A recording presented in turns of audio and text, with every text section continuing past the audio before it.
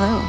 We have some coins from Kentucky. The Great Kentucky Hoard. What does that mean? A bunch of these coins from a guy who had it in Kentucky, who found this hoard of coins, and within that, my uncle was able to score 9 of them. A woman walks into the shop carrying a piece of hidden American history. 9 gold coins tied to one of the most mysterious finds in modern numismatics, the Great Kentucky Hoard. These weren't just old coins. They were untouched relics from the Civil War era. Imagine this, pockets so heavy with gold that $100 could weigh you down like a gym dumbbell. Today I'm here to sell some gold coins from Kentucky. I got these coins from my uncle. He recently passed and he left these coins to me. There are 9 $1 coins within the lot that I brought today. I don't know a whole lot about the coins. My asking price is $18,000.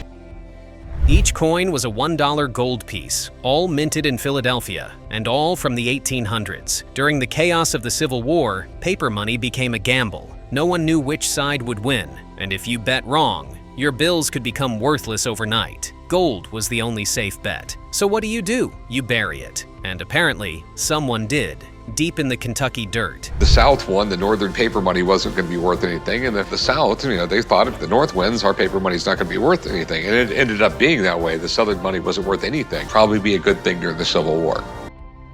The seller wanted $18,000 for the set, but Rick needed backup. Enter Jeff, the shop's go-to coin expert, and conveniently, a Kentucky native. When Jeff arrives, the mystery gets juicier. Turns out these coins came from a legendary find. Hundreds of gold coins unearthed in a Kentucky cornfield. A Civil War-era treasure, untouched for over 160 years, most likely buried by someone who never made it back. Great Kentucky Hoard, and you're from Kentucky. So if anybody would know about this, you would know about this. Well, you called the right guy. This is actually one of the coolest in Kentucky. Jeff confirms it. These coins are the real deal. Common dates, yes, but with an uncommon story. Coins from the Great Kentucky Hoard are hot on the collector market, thanks to the intrigue surrounding them. Historians believe they were stashed to avoid looters and bank burnings. Now they're part treasure, part time capsule, and each one worth around $1,000. So does the Great Kentucky Hoard on the label make it worth more money? Absolutely, because these coins that you have here, looking at the dates on them, 1861, 62, 55, I think they would bring probably $1,000 a piece. Rick knows he's got gold in more ways than one. The coins are rare, desirable, and come with a backstory worthy of a Netflix documentary. He makes his move, offering $7,000. But the seller isn't folding easy. They haggle back and forth until Rick locks it in at $7,400. A solid deal for a collection born from war, secrecy, and a little Kentucky luck. Pretty good. What can I help you with? Well, I wanted to see what this gold coin is worth. Okay. Some. Okay. You got here a 1907 St. Gaudens $20 gold piece. Where did you get this? I got it at a poker event I was running, and one of the poker players gave it to me. I think it was a lucky card guard. That's the nicest $20 tip I ever seen anyone get. A woman walks into the shop holding what she thought was a lucky poker tip, just a $20 gold coin. Cool, right? But the second Rick sees it, the game changes. This isn't just some shiny token, it's a St. Gaudens $20 gold piece. A coin so beautiful, it made America's earlier coins look like grandma's leftovers. I'm at the pawn shop today trying to sell my 1907 $20 gold coin. A lot of poker players are very superstitious, and they like to have, they call it card guards. So these little random items sit on top of their cards, and they believe it brings them good luck. I'm ready to sell it just because the previous owner thought it was bad luck, and I didn't really want to pass that karma on to myself. Back in 1907, President Teddy Roosevelt wanted to class up the country's coin game, so he tapped top sculptor Augustus St Gaudens. The result? A gold coin masterpiece. But here's the twist. This version was missing "In God We Trust." That sparked outrage across God-fearing America, leading Congress to restore the motto a year later. That makes this version a short-lived legend. This is cool. Some people argue it's the prettiest gold coin the United States ever made. Oh, wow. Here's the whole backstory. In 1904, Teddy Roosevelt says, you know what? Our coins are really ugly. The Lady Liberty on them just basically looks like your grandma. The seller hoped to score $1,000, but Rick knew better. Just the gold content alone was worth nearly twice that. And with the coin in near pristine shape, it wasn't just about melt value, it was a collector's dream. Rick, being the straight shooter he is, brings in a pro for backup, because if this coin was what he thought it was, she wasn't leaving with just a lucky tip. Now the big question, how much you want for this? I'd like to do around 1,000. It's in good shape. It looks uncirculated. I really wish I was dishonest and I would give you 1,000 for it right now. It's worth a lot more than that. Oh. I mean, the gold in it alone is worth like $1,900. Enter Sandy, a seasoned expert in American gold coins. The coin is confirmed 1907, no motto, and in uncirculated condition. Only 361,000 were minted, and even fewer survived. Why? Because in the 1930s, FDR banned private gold ownership, and most of these beauties were melted down. The survivors, hidden in walls, floors, anywhere people could stash gold from the government. Now, these coins were minted in Philadelphia, and they only minted 361,000 of these coins. And we speculate there's about 50,000 that are still left in existence that were uncirculated. Because in 1933, the U.S. government actually made it illegal for Americans to hold gold. The U.S. collected the gold back and melted it into bars. Wow. Somebody actually probably hid this in a wall or floorboard, believe it or not.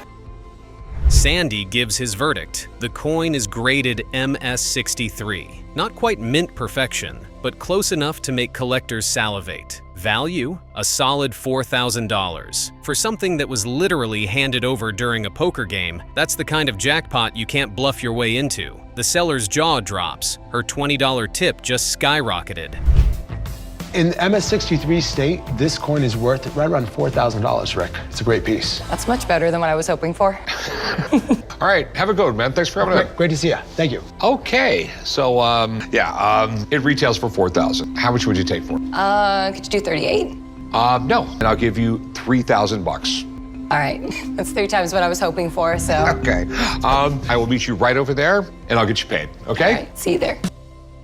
Rick, true to form, cuts the small talk. No games. He offers $3,000, still triple what the seller expected, and she's thrilled. That poker player might have lost a hand, but she walked away with a gold mine in her purse. $20 turned into $3,000? That's what we call a royal flush in the pawn game.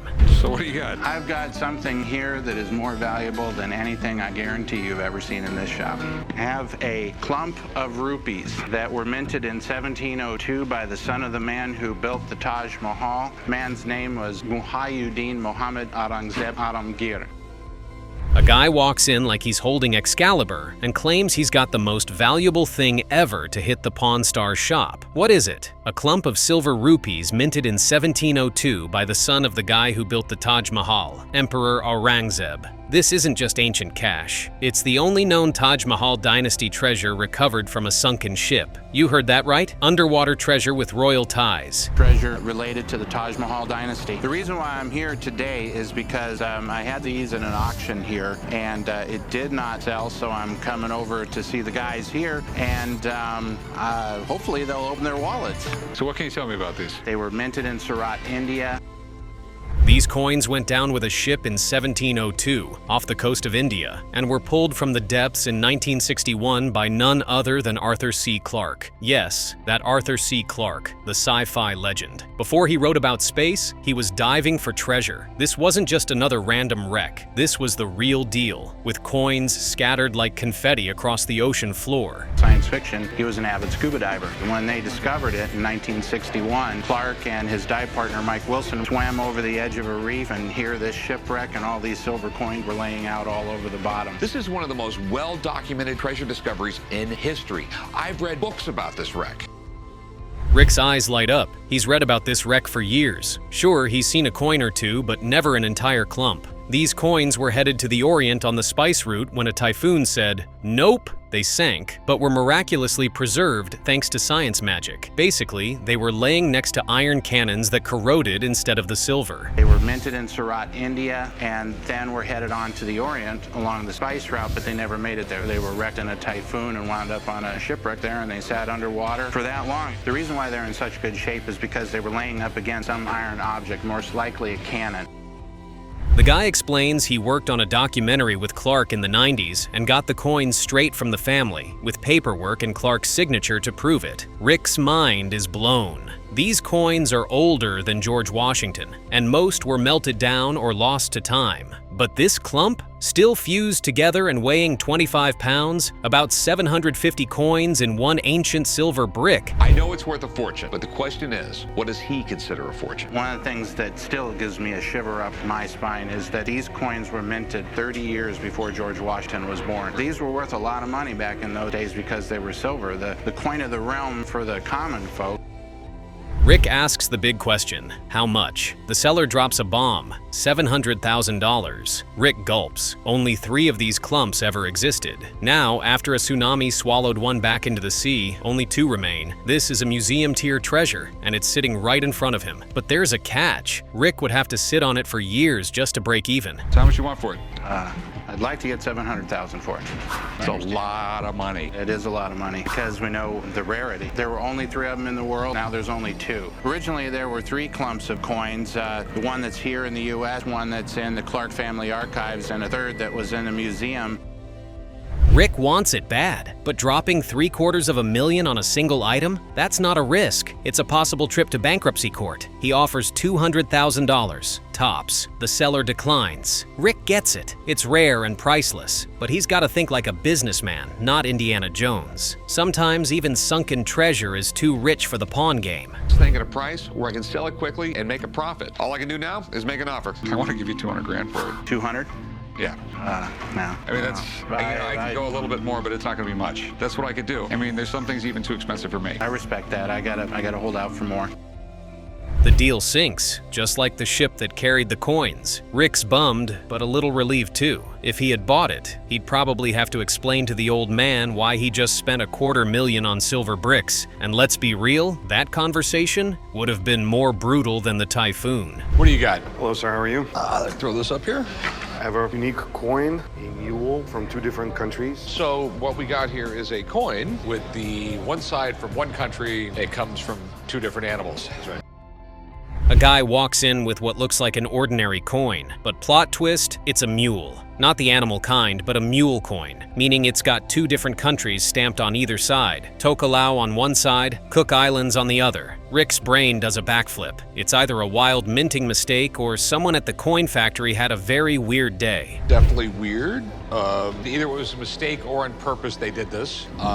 Where did you get it? I got it from a dealer. I thought it was phenomenal because it is unique. I've seen, there's a million different errors. Do you think they did it on purpose? The seller claims it's a die error, like someone put the wrong top on the coin sandwich press. And for that happy accident, he's asking $100,000. Rick's interested but skeptical. He calls in his coin whisperer, Jeff Garrett, who's like the coin collecting Obi-Wan Kenobi. Pressed down on top of each other. Obviously, one of the dies was in the wrong spot. How much do you want for it? I'm looking for 100,000. Okay. Because it is unique. Unique doesn't equal money. Okay. My buddy Jeff Garrett is here. Jeff confirms it's a private mint job from Liechtenstein, legal tender but not circulated. And yeah, it's the only one known, which makes it cool. But Jeff brings the truth, rare doesn't always mean riches. No auction record, no previous sales, aka no receipts to back up that 6-figure ask. Hey, Rick, I got your text. What can I do for you? You can figure this out. Oh, that might be tough. I always like a challenge, though. It's definitely different. Yeah? Well, tell me a little bit about it. What do you know? It's from 2 different countries, Cook Islands and Tokelau. Okay. Rick's not biting. No matter how one-of-a-kind it is, his buyers aren't throwing down $100,000 for a niche coin. His advice? Auction it and roll the dice. The seller thanks him and dips, hoping for a collector with deeper pockets, or just a love for coin oddities. How you doing? Good. So what exactly do you have here? It's called a Middleton Token. It was struck in Britain. A couple of things attracted me about this one. It's 1796, and it references Kentucky, but Kentucky wasn't a state until 1790. It's not a coin. Next up, Chum meets a guy with a coin from 1796 that shouts out Kentucky, back when it was fresh on the scene as a US state. But it's not a coin, it's a token, likely made for promo purposes. Seller's asking for $25,000. But hold up, Jeff Garrett's still around, and he's from Lexington, so this one hits home. What are you looking to get for the token? I'd like to get $25,000. Okay, well, my coin guy is here right now. Let me get him over here to help out a little bit on this. Sounds great. I have this beautiful token here. Jeff goes full history mode. The Middleton Token was created by a guy trying to start a British settlement in Kentucky, but the British government wasn't having it. Dude got locked up for treason. So yeah, this token has serious backstory heat. And rarity? Only 15 to 20 are known. Treason, and then he spent 3 years in prison for it. Though that ended his settlement idea. He got a lot of hot water for a lot of reasons. All right, the big question, Joe. What kind of value does this token have? This token is very, very collectible. It's part of all the early, probably only 15 to 20 known of.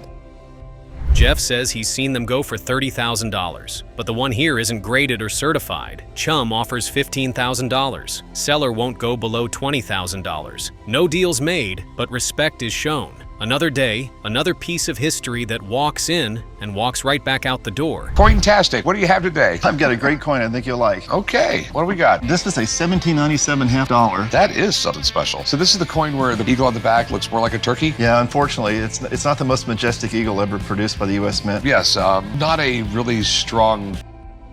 Rick greets Mr. Cointastic Jeff, and the man's brought a 1797 half dollar, a coin so rare it's basically the unicorn of early US minting. But the eagle on the back, less bald eagle, more Thanksgiving turkey. Rick roasts the bird design, but he's clearly impressed. Only 300 of these coins still exist? Now that's legendary status. Here's 1796 and 1797, and it's one of the rarest type coins of all United States coins. There's only 300 known to exist. I'm asking $200,000 for the coin. I'm willing to negotiate a little bit, but not very much, because I paid pretty close to that for it. This is really amazing. 1797 United States half dollar.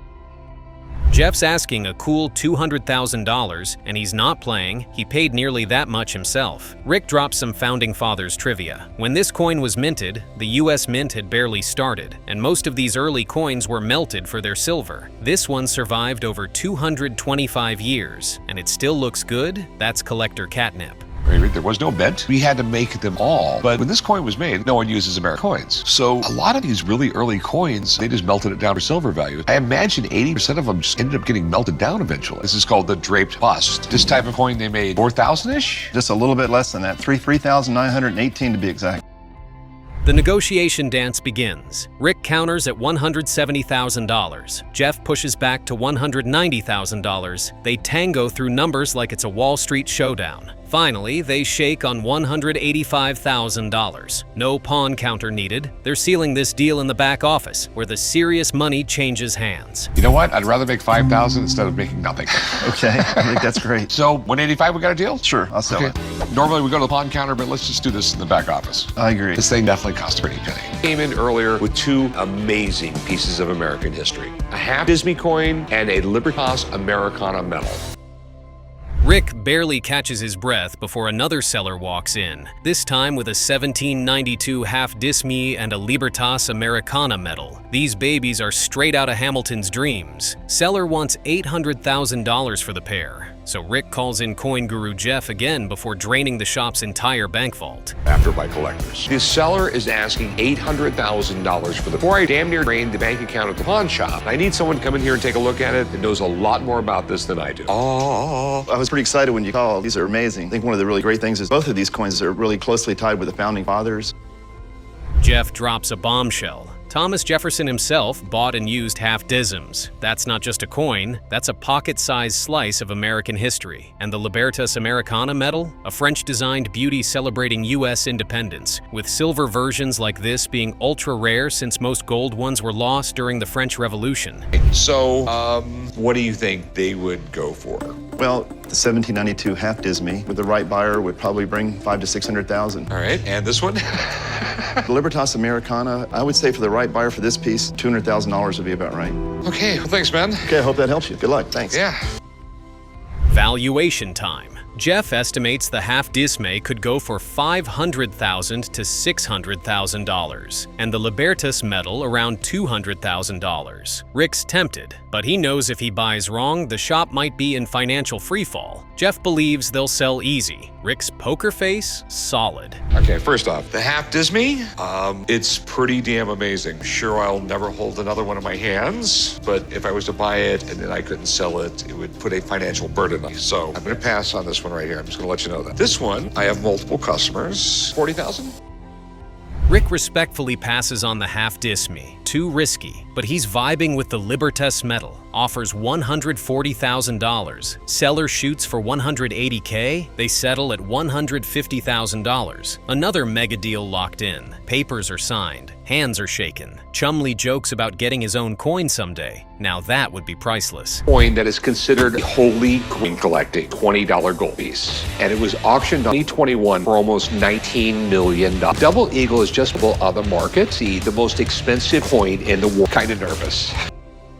They call it the holy grail of coin collecting, and no, that's not hyperbole. The 1933 Double Eagle, once auctioned for nearly $19 million, is back on the market. Ian walks in carrying the most coveted coin on Earth, and Rick's practically expecting it to glow like the Ark of the Covenant. One coin, one story, one shot at coin collecting immortality. 1933 Double Eagle, $20 piece, most beautiful coin ever. Teddy Roosevelt thought all of our coins were ugly. He had a point. He wanted the best. He wanted the best design of a coin. Okay. And there was an artist signed, literally considered one ever made. That Crafted during the Depression, the Double Eagle was born from Teddy Roosevelt's dream of making U.S. coins look beautiful, not basic. He brought in sculptor Augustus St Goddens, and the result? A literal work of art. But here's the twist. FDR swooped in like a buzzkill, made gold ownership illegal, and ordered every 1933 Double Eagle melted down. Every single one. 1933, FDR becomes president. You know, we're in the Depression. Franklin Roosevelt, he created the gold compass, and basically with a stroke of a pen, he made it illegal to own large amounts of gold. Said that everyone's got to turn their gold and coins and get paper money. The Mint did make some of these in 33. So how did this one survive? Simple. Shady mint workers, international smuggling, and a touch of outlaw flair. These coins were basically contraband. If you owned one, it was jail time. The US government seized every known specimen, except this one. The lone survivor with legal status. That's not just a coin, that's a felony turned fairy tale. Got out of circulation, and originally, if you possessed one of these things, you were going to go to jail because the government said they were all stolen. Yes, the government has taken possession of every coin that's ever come out. This is the only one that they've legalized to be owned. Only rarity, a lot of times it's the story. The story.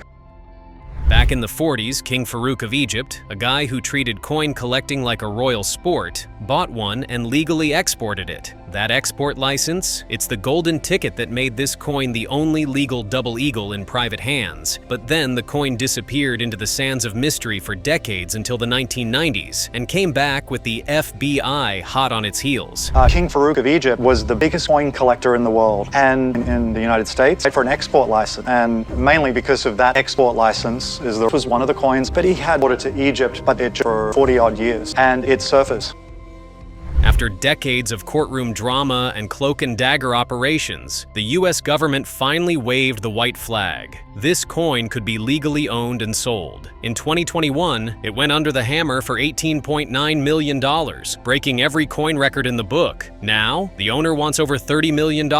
Rick's got a whale of a client on standby, but this kind of cash, that's Mount Everest money. Okay. All right. Who's interested? So I need to give, Jeff Garrett, and I want him to look at it. Sure. Okay. So give me a few minutes, phone calls. I will be right back. Great. The coin. Wow, that's stunning. And the guy's not going to be right. Enter Jeff Garrett, coin expert and industry icon. He calls it what it is, the most famous coin on the planet. Books have been written about it. It's a mint-made legend, and it's in MS 65 gem condition, practically museum grade. No doubt it's real, no doubt it's rare, and no doubt billionaires are drooling over it. But the most important thing about this coin, it's the most famous coin. There are literally books written about just this. It was against the law to even be in possession of one of these. A lot of people don't realize it, but That kind of exclusivity, it turns collectors into competitors. Rick's client wants to flex with the ultimate coin trophy, and he's offering $25 million, commission included. It's a serious flex, but not quite. And he's asking $30 million, which is what someone is willing to pay. Well, one of the biggest changes in the last 10 years is billionaires and multi-billionaires have started collecting. The goal is to have a complete set of U.S. coins. Rick's ready to drop the mic. $25 million. Take it or leave it. That's an offer most sellers would faint over. But Ian, cool as ice. He smiles and politely declines. Because in the world of billion-dollar portfolios and one-of-one relics, $25 million is just the warm-up act. The seller won't budge unless it's over $30 million. That's the price of ultimate bragging rights. You can name your price and nobody else got one. Yeah. Uniqueness makes it very special. All right, thanks, Jeff. It was a privilege. Love to seeing it. Good luck, Ian. Rick's not mad, he's actually impressed. He just held the most valuable coin on Earth. And in this game, even touching something like that is a win. The deal didn't go down, but the story? It's a blockbuster. FBI stings, lost treasures, Egyptian royalty. It's basically national treasure, the coin edition. Look, the coin market has increased. So many new collectors. It is the ultimate trophy. Look, it's a nice offer. I will say, bigger offer on a coin. It's a nice offer, but unfortunately, I can't. As Ian tucks the double eagle back in its little velvet pouch of secrets, Rick backs away slowly like, yup, not my coin, hands are clean. But even with no sale, you can tell, that coin just changed the air in the room. And Ian, still smiling, because in this world, owning a one-of-a-kind piece of history means you never chase buyers. They chase you. It's 336 BC before Christ. The Kingdom of Macedonia, Alexander the Great. One of the coolest guys in history. I mean, like this guy, 19 years old and tries to conquer the world. Rick's getting an ancient surprise today, a coin from 336 BC. How crazy is that? This isn't just any old coin. This was struck during the reign of Alexander the Great, the 19-year-old conqueror who basically told the world, "I'm coming for everything." Even Julius Caesar wept when he saw a statue of Alexander. Talk about historical icons. So, what's this coin worth exactly? Time to find out. Be the man Alexander the Great was. I mean, that's how much he was worshipped in the ancient world. So where did you get this? I got it with a box of a lot of silver and gold coins that I bought. Okay. And I actually thought... The seller got it in a box of other silver and gold coins and, honestly, thought it was fake. But after sending it to NGC, it got the thumbs up for authenticity. Rick is intrigued. The coin's an important relic. A tetradrachm, yeah, try saying that 5 times fast, used as currency in the ancient world. If this is the real deal, it could be worth a lot more than just the silver it's made from. Incredible, it looks in amazing shape. For that being that old, it's amazing. I'm in love with the coin, so how much you want for this? 100 grand. Okay, because I have no idea what it's worth. The weird thing about, there's so many different variations. Now Rick's calling in Dave, the ancient coin expert. You can tell Dave's excited, like a kid in a candy store. He goes off on the history. Alexander struck a ton of coins across the ancient world, from Greece to Afghanistan. These coins were the currency of empire building. The seller's coin, though, was struck during Alexander's life in Macedonia, which, Dave says, adds a level of prestige. But how valuable is it? I don't know how rare it is, I have no idea what it's worth, and I'm sure you can completely nerd out on this. Yes, Alexander the Great. They don't get any greater. So what can you tell me about that particular coin? Because there's like a gazillion and one coins with Alexander the Great on the front of it. Dave breaks the news. The coin is not rare by ancient coin standards. It's cool, but it's not the holy grail of ancient coins. It's more like the starter kit for serious collectors. Still, the fact that it was minted during Alexander's lifetime in his homeland makes it a nice collectible piece. He values it at around $500, so it's far from the $100,000 the seller hoped for. But hey, it's a legitimate piece of history. What's interesting is this particular one was struck during his lifetime. The Macedonian continued to strike officially a long time after he died. It was like the US dollar. I mean, it was so popular, everyone knew it. Rick has to break it to the seller. The $100,000 asking price is way off. This coin might be cool, but it's not a gold mine. Rick offers $400, a fair price for something like this in the market. The seller doesn't take it well. He's holding out for that big payday and declines. Looks like the deal is off, but at least the seller knows he's not dealing with a fake. Butchering people all over the world. A fantastic piece. Well, it's not rare. It's by standards of ancient coin, it's common. However, this one a little more collectible because it was struck during his lifetime. The seller walks out, and Rick's left holding a cool ancient coin that won't break the bank. But Rick's learned something valuable too. Even a real piece of history doesn't guarantee a fortune. For the seller, it's still a win, because he now has a certified ancient artifact. But Rick's moving on. No big deal, just another day in the world of rare items and tough deals. Rick gives a final chuckle, knowing this is how the pawn game goes. Sometimes you win, sometimes you walk away with a cool story, but no sale. Still, the world of ancient coins will always have its mysteries. For now, the coin goes back into the hands of its owner, who's likely still dreaming of that life-changing offer. But in the pawn world, it's all part of the hustle. Time to move on to the next treasure, or maybe a future Alexander the Great in the making. Thanks for watching, and if you enjoyed this video, don't forget to hit that like button and subscribe to the channel for more awesome content. Your support helps us grow and bring you even more exciting videos. Plus, hit the bell icon so you never miss out on the latest updates. See you in the next one.